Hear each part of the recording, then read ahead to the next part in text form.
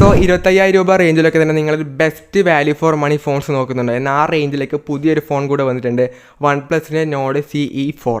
അപ്പോൾ എന്തൊക്കെയാണ് ഈ ഒരു ഫോണിൻ്റെ ഓവറായിട്ട് സ്പെസിഫിക്കേഷൻസും പ്രൈസും ഫീച്ചേഴ്സും അങ്ങനെ എല്ലാ ഡീറ്റെയിൽസും ഈ ഒറ്റ വീഡിയോ നോക്കാം. വീഡിയോ ഇഷ്ടപ്പെടുന്ന ലൈക്ക് ചെയ്യുക, ചാനൽ ഇഷ്ടപ്പെടാൻ ചാനൽ സബ്സ്ക്രൈബ് കൂടി ചെയ്യുക. അപ്പോൾ നേരെ വീഡിയോയിലോട്ട്.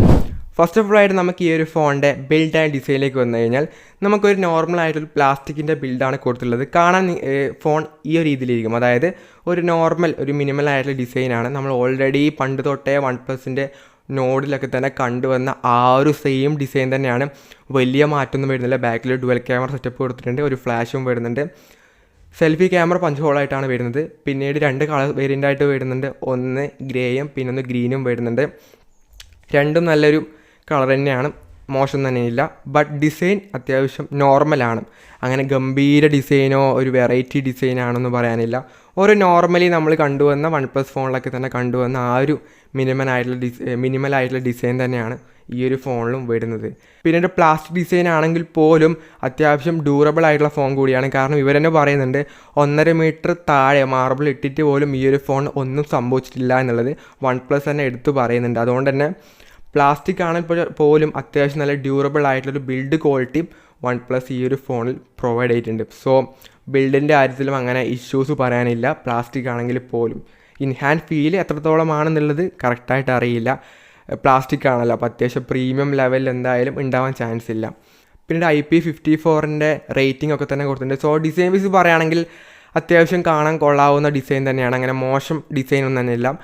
പക്ഷേ ഒരു നോർമലാണ്, അങ്ങനെ വലിയ ഗംഭീര ഡിസൈൻ്റെ കാര്യത്തിൽ അവർ നോക്കിയിട്ടില്ല. ഒരു നോർമൽ ആയിട്ടുള്ള മിനിമം ആയിട്ടുള്ള ഡിസൈൻ മാത്രമേ ഈ ഒരു ഫോണിൽ വരുന്നുള്ളൂ. Then talk about display. 6.7 ഇഞ്ചിൻ്റെ ഒരു ഫുൾ HD ഒരു ഫ്ലൂഡ് അമോലെഡ് ഡിസ്പ്ലേ ആണ് കൊടുത്തിട്ടുള്ളത്. 120 ഹെർട്സിൻ്റെ റിഫ്രഷ് റേറ്റിംഗ് കൊടുത്തിട്ടുണ്ട്. ഇൻ ഡിസ്പ്ലേ ആയിട്ടുള്ള ഫിംഗർ പ്രിൻറ്റ് സ്കാനറാണ് വരുന്നത്. ബ്രൈറ്റ്നസ് ലെവൽ എത്രത്തോളം ഉണ്ട് എന്ന് അവരെടുത്ത് പറയുന്നില്ല, അപ്പോൾ അതുകൊണ്ട് തന്നെ കറക്റ്റായിട്ട് അതിനെപ്പറ്റി അറിയില്ല. എന്നാലും അത്യാവശ്യം നിറ്റ്സൊക്കെ തന്നെ ഉണ്ടാവും, ബട്ട് എടുത്ത് പറയുന്നില്ല, അതുകൊണ്ട് ആ കാര്യം അറിയില്ല. സോ ഡിസ്പ്ലേ പറയുകയാണെങ്കിൽ അത്യാവശ്യം നല്ല ക്വാളിറ്റിയുള്ള ആ റേഞ്ചിലെ നമുക്ക് ഒട്ടുമിക്ക ഫോണിലും കണ്ടുവരുന്ന ആ ഒരു സെയിം ഡിസ്പ്ലേ സെറ്റപ്പ് തന്നെയാണ് ഇവിടെയും കൊടുത്തിട്ടുള്ളത്. സോ ഡിസ്പ്ലേയുടെ കാര്യത്തിൽ നമുക്ക് യാതൊരു വിധത്തിൽ ഇഷ്യൂസ് ഒന്നും അങ്ങനെ എടുത്ത് പറയാനുമില്ല. അത്യാവശ്യം OnePlus ഫോൺ ആയതുകൊണ്ട് നല്ല ക്വാളിറ്റിയുള്ള ഒരു അമോലെഡ് ഡിസ്പ്ലേ വരുന്നുണ്ട്, ഫ്ലൂയിഡ് അമോലെഡ് ഡിസ്പ്ലേ വരുന്നുണ്ട്. Then talk about camera. 15 MB ആണ് പ്രൈമറി ക്യാമറ, അതും ലൈറ്റ് 600 എന്ന സോണി സെൻസർ യൂസ് ചെയ്തിട്ടുണ്ട്. പിന്നീട് 8 MB അൾട്രാ വൈഡ് ക്യാമറ, അതിലും സോണിയുടെ IMX355 എന്ന സെൻസറാണ് യൂസ് ചെയ്തിട്ടുള്ളത്.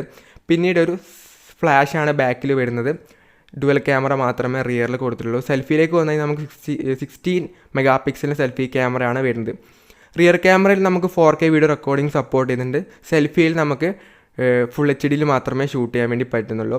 സോ ക്യാമറ പറ്റി പറയുകയാണെങ്കിൽ നമുക്ക് ultra wide angle camera provide ചെയ്യുന്നുണ്ട്, അതിലും നല്ല സോണിൻ്റെ സെൻസർ കൊടുത്തുകൊണ്ട് തന്നെ അത്യാവശ്യം നല്ല രീതിയിലുള്ള വീഡിയോസും ഫോട്ടോസൊക്കെ നമുക്ക് അൾട്രാ വൈഡ് ആംഗിൾ ക്യാമറയിലും എടുക്കാൻ വേണ്ടി പറ്റുന്നുണ്ട്. 8 MP മാത്രമേ ഉണ്ടോ, അതിൻ്റേതായിട്ടുള്ള ഒരു കുറവുണ്ടാവും, ബട്ട് ഇറ്റ്സ് ഓക്കെ ആണ്. കാരണം ഇപ്പോൾ ഒട്ടുമിക്ക ഫോണിലും അൾട്രാ വൈഡ് ക്യാമറ ഒഴിവാക്കുന്നുണ്ട്, അപ്പോൾ ഇപ്പം ഇവരിവിടെ പ്രൊവൈഡ് ചെയ്യുന്നുണ്ട്. പിന്നീട് പ്രൈമറി ക്യാമറ ആണെങ്കിലും അത്യാവശ്യം നല്ല സെൻസർ ആയതുകൊണ്ട് തന്നെ അതിലും വലിയ ഇഷ്യൂസ് ഒന്നും ഉണ്ടാവില്ല. അത്യാവശ്യം നല്ല രീതിയിലുള്ള OIS ഒക്കെ തന്നെ സപ്പോർട്ട് ചെയ്യുന്നുണ്ട്. അത്യാവശ്യം നല്ല രീതിയിലുള്ള വീഡിയോസും സ്റ്റേബിളായിട്ടുള്ള വീഡിയോസൊക്കെ നമുക്ക് ഷൂട്ട് ചെയ്യാൻ വേണ്ടി പറ്റുന്നതായിരിക്കും. സോ അത്യാവശ്യം നല്ലൊരു ക്യാമറ ഈ ഒരു ഫോണിന് വരുന്നുണ്ട്. Then talk about performance. Qualcomm സ്നാപ്ഡ്രാഗൻ്റെ 7 Gen 3 എന്ന പ്രോസറാണ് കൊടുത്തിട്ടുള്ളത്. ഈ റേഞ്ചിൽ അത്യാവശ്യം നല്ലൊരു പെർഫോമൻസ് ഓറിയൻറ്റഡ് ആയിട്ടുള്ള പ്രോസർ തന്നെയാണ്. ഇതിൻ്റെ ഒരു ആൻഡ് ടു ബെഞ്ചുമാർക്ക് സ്കോർ പറയുകയാണെങ്കിൽ നമുക്ക് 8,15,000 എബോ ആയിട്ടാണ് വരുന്നത്. അപ്പം തന്നെ നിങ്ങൾക്ക് മനസ്സിലായിട്ടുണ്ടാകും ഈ ഒരു ഫോണിൻ്റെ പെർഫോമൻസ് എത്രത്തോളമാണെന്നുള്ളത്. ഈ റേഞ്ചിലെ മറ്റു ഫോണുമായിട്ട് കമ്പയർ ചെയ്യുന്ന സമയത്ത് അത്യാവശ്യം നല്ലൊരു പെർഫോമൻസ് തന്നെ ഈ ഒരു ഫോണിന് കൊടുത്തിട്ടുണ്ട്. സോ ഗെയിമിങ്ങിനൊക്കെ ആണെന്നുണ്ടെങ്കിൽ ഒന്നും നോക്കണം. ഒന്നാമതേ OnePlus ഫോണിലെല്ലാം നല്ല പെർഫോമൻസ് ഓറിയൻറ്റഡ് ആയിട്ടുള്ള ഫോൺസാണ് OnePlus ഇറക്കാറ്. ഈ ഒരു ഫോണും അങ്ങനെ തന്നെയാണ്, പെർഫോമൻസിൽ യാതൊരു വിധത്തിലുള്ള ഇഷ്യൂസ് ഒന്നും തന്നെ പറയാനില്ല. അത്യാവശ്യം ഈ റേഞ്ചിൽ നല്ലൊരു പ്രോസർ പ്രൊവൈഡ് ചെയ്തിട്ടുണ്ട്. Then out of the box ആയിട്ട് വരുന്ന Android 14 യൂസർ ഇൻ്റർഫേസ് ആയിട്ട് വരുന്നത് Oxygen OS 14 ആയിട്ടാണ് വരുന്നത്. സോ ഗ്രീൻ ലൈനൊക്കെ കാണാതിരിക്കാം. സോ എന്നാലും അവർ ആ ഒരു ഇഷ്യൂസൊക്കെ തന്നെ സോൾവ് ചെയ്യുന്നുണ്ട്. സോ അതുകൊണ്ട് തന്നെ അതൊന്നും വലിയ ഇഷ്യൂ ആയിട്ട് പറയാനില്ല. വലിയ ഇഷ്യൂ ആയിട്ട് പറയാനുണ്ട്, എന്നാലും ഇപ്പം അങ്ങനെ പറയാനില്ല. അത്യാവശ്യം അവർ സർവീസ് ചെയ്യുന്നുണ്ട്, അപ്പം അതങ്ങനെ മോശം പറയാനൊന്നുമില്ല. പുതിയ ഫോൺ എന്തായാലും ഉണ്ടാവാനൊന്നും ചാൻസ് ഇല്ല. ഒരു സമയത്ത് അതുണ്ടായിരുന്നു, പക്ഷെ ഇപ്പം അങ്ങനെ കാണാനില്ല. ദെൻ ബാറ്ററി 5500 mAh ബാറ്ററിയാണ് കൊടുത്തിട്ടുള്ളത്. പിന്നീട് 100 വാട്ടിൻ്റെ ഫാസ്റ്റ് ചാർജിങ് വരുന്നത്, അതായത് 0 to 100 ആവാൻ വെറും 29 മിനിറ്റ്സ് മാത്രമേ വേണ്ടി വരുന്നുള്ളൂ. അപ്പോൾ അത്രക്കും നല്ലൊരു ഫാസ്റ്റ് ചാർജിങ് സെറ്റപ്പ് ഈ ഒരു റേഞ്ചിലെ ഫോണിൽ പ്രൊവൈഡ് ചെയ്തിട്ടുണ്ട്. അതും വലിയ ബാറ്ററി. സാധാരണ ഹൈ ഫാസ്റ്റ് ചാർജൊക്കെ വരുന്ന സമയത്ത് നമുക്ക് ബാറ്ററി കുറയാറുണ്ട്, പക്ഷേ ഇവിടെ ബാറ്ററിയും കൂടുതലാണ്, ഫാസ്റ്റ് ചാർജിങ് വരുന്നുണ്ട്. പക്ഷേ 5500 mAh ബാറ്ററി ഉണ്ടെങ്കിൽ പോലും ഈ ഒരു ഫോണിൻ്റെ വെയിറ്റ് എന്ന് പറഞ്ഞാൽ 186 ഗ്രാം, 190 ഉള്ളിൽ മാത്രമേ വെയിറ്റ് വരുന്നുള്ളൂ. അപ്പം അത്യാവശ്യം ലൈറ്റ് വെയിറ്റ് കൂടിയാണ് ഈ ഒരു ഫോൺ. കാരണം ഒന്നാമത് എടുത്ത് പറയാനുള്ള കാര്യം എന്ന് പറയുന്നത് ബാറ്ററി വലുതാണ്, എന്നാൽ പോലും അത്രക്കും വെയിറ്റും. നോർമലി 5000 mAh ഉള്ള ഫോണിൽ തന്നെ 200 ഗ്രാമിൻ്റെ എബോവ് വരുന്നുണ്ട്, പക്ഷേ ഇവിടെ 200 ഗ്രാമിൻ്റെ താഴെ മാത്രമേ വെയിറ്റ് വരുന്നുള്ളൂ. സോ അത്യാവശ്യം നല്ല രീതിയിൽ തന്നെ വെയിറ്റൊക്കെ തന്നെ അവർ ചെയ്തിട്ടുണ്ട്.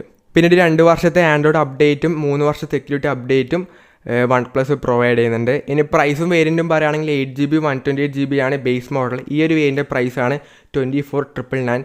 ഹയർ വേരിയൻ്റ് എന്ന് പറഞ്ഞാൽ 8GB 256GB വേരിയൻ്റാണ്. ഇതിൻ്റെ പ്രൈസ് എന്ന് പറഞ്ഞാൽ 26,999 എൻ്റെ ചെയ്യുന്നത്. സോ 25,000 രൂപ റേഞ്ചിലൊക്കെ തന്നെ നമുക്ക് നോക്കിക്കഴിഞ്ഞാൽ ബിൽഡ് ആൻഡ് ഡിസൈൻ അത്യാവശ്യം കാണാൻ മോശമൊന്നുമില്ല, നല്ല ഡിസൈൻ വരുന്നുണ്ട്. ബിൽഡ് ക്വാളിറ്റി ഒക്കെ തന്നെ നോർമലാണ്, പക്ഷേ അത്യാവശ്യം ഡ്യൂറബിൾ ആയിട്ടുള്ള ഒരു ബിൽഡ് വരുന്നുണ്ട്, പ്ലാസ്റ്റിക് ആണെങ്കിൽ പോലും. സോ അതുകൊണ്ട് അത് കുഴപ്പമില്ല എന്ന് പറയാം. ദെൻ ഡിസ്പ്ലേ, നല്ല ഡിസ്പ്ലേ വരുന്നുണ്ട്. ഈ റേഞ്ചിൽ ഒട്ടുമിക്ക ഫോണിൽ നമ്മൾ കണ്ടുവരുന്ന ആ ഒരു നല്ല ക്വാളിറ്റിയിലെ ഡിസ്പ്ലേ ഇതിലും വരുന്നുണ്ട്. ദെൻ ക്യാമറ, നല്ല ക്യാമറ വരുന്നുണ്ട്, മോശം പറയാനൊന്നുമില്ല, നല്ല ക്വാളിറ്റിയുള്ള നല്ല സെൻസേഴ്സൊക്കെ തന്നെ ഉപയോഗിച്ചിട്ടുണ്ട്. ദെൻ പെർഫോമൻസ്, ഈ ഒരു റേഞ്ചിൽ അത്യാവശ്യം നല്ല പെർഫോമൻസ് ഓറിയൻറ്റഡ് ആയിട്ടുള്ള പ്രോസർ വരുന്നുണ്ട്, നല്ല ബാറ്ററി, നല്ല ഫാസ്റ്റ് ചാർജിങ്, ഓൾമോസ്റ്റ് എല്ലാം നോക്കിക്കഴിഞ്ഞാൽ 25,000 രൂപക്ക് അത്യാവശ്യം നല്ലൊരു വാല്യൂ ഫോർ മണി ആയിട്ടുള്ള ഫോൺ തന്നെയാണ്. ഒരു ടോപ്പ് 5 ലിസ്റ്റിലൊക്കെ നമ്മൾ 25,000 രൂപ റേഞ്ചിലെ ഫോൺസൊക്കെ ഇൻക്ലൂഡ് ചെയ്യുകയാണെങ്കിൽ ആ റേഞ്ചിൽ ഈ ഒരു ഫോൺ എന്തായാലും ഇൻക്ലൂഡ് ആയിരിക്കും. അത്രയ്ക്കും നല്ലൊരു ബെസ്റ്റ് ആയിട്ടുള്ള ഫോൺ തന്നെയാണ്. സോ ഈ ഒരു ഫോണിനെ പറ്റിയുള്ള അഭിപ്രായം നിങ്ങൾക്ക് താഴെ കമൻറ്റ് ചെയ്യാവുന്നതാണ്, എന്തൊക്കെ കാര്യങ്ങളാണെന്നുള്ളത്. അപ്പോൾ വീഡിയോ എൻ്റെ സമയമായി വേറൊന്നും പറയാനൊന്നുമില്ല. അപ്പം ഈ ഒരു വീഡിയോ യൂസ്ഫുൾ ആയെന്ന് പ്രതീക്ഷിക്കുന്നു. This is friend Abhinav signing off. By.